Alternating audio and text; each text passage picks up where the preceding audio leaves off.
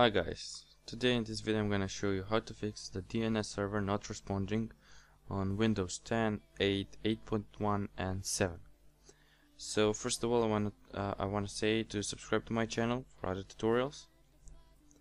And now that you're done, we can get started. So this is gonna be an easy and a quick tutorial, and all you want to do is just right click on the Wi-Fi icon in the bottom right taskbar. Right click on it, click on Open Network and Internet Settings. Okay, so wait for it to open.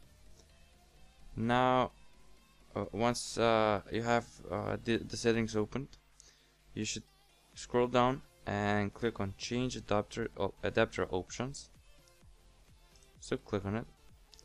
Okay, and now depending on what you're using, so if you're connected via Wi-Fi, right click on Wi-Fi. If you're using Ethernet or a cable, then click on LAN, etc. So I'm using Wi-Fi, and I'm gonna right click on it and click on Properties.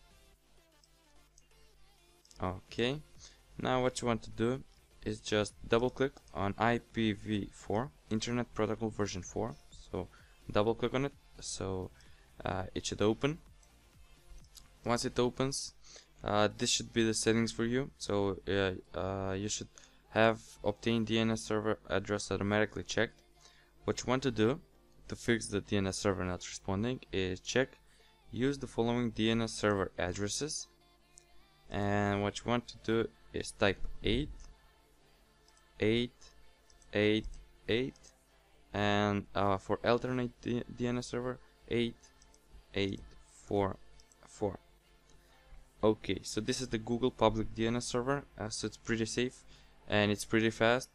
So once you're done, just click on OK, and close all of that, and now the DNS server should be fixed. Thanks for watching guys. Please subscribe, like and comment for other tutorials.